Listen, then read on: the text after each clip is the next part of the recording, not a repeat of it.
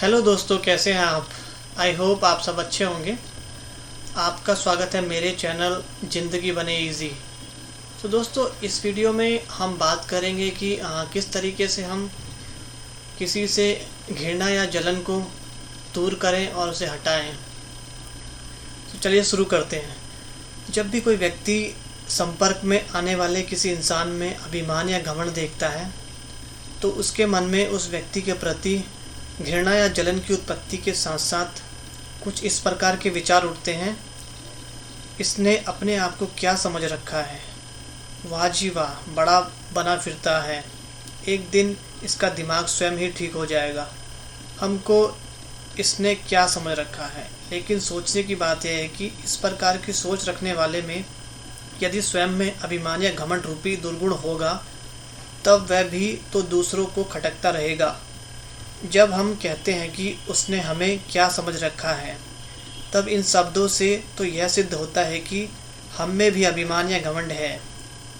यद्यपि वह अभिमान सोई हुई अवस्था में था और अब उस मनुष्य के अभिमान ने हमारे अभिमान को जगा दिया है, तो क्यों ना पहले हम अपने मन में से अभिमान या घमंड को निकालकर बाहर करें और दूसरों के दुर्गुण को देखकर स्वयं भी किसी दुर्गुण के वशीभूत होने की बजाय अपने दुर्गुण का समन करें या हटाएं।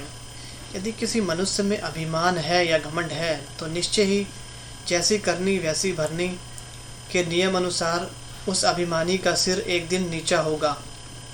तब क्या हम भी अभिमान के दोषी बनकर सजा के पात्र बनने की चेष्टा करें।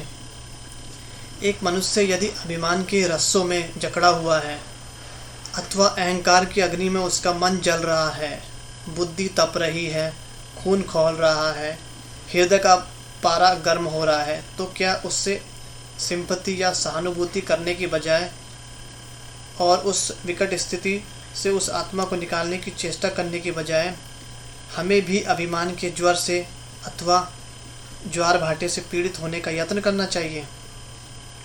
जब हम यह कहते हैं कि वह मनुष्य में अभिमान है तो हमारे इस बात से स्पष्ट है कि उस आत्मा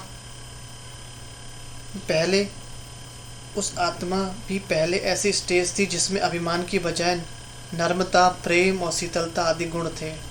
दूसरों शब्दों में इसका अर्थ यह हुआ कि हर एक मनुष्यता की पवित्रता एवं दिव्य गुण संपन्न स्थिति पहले कभी अवश्य थी।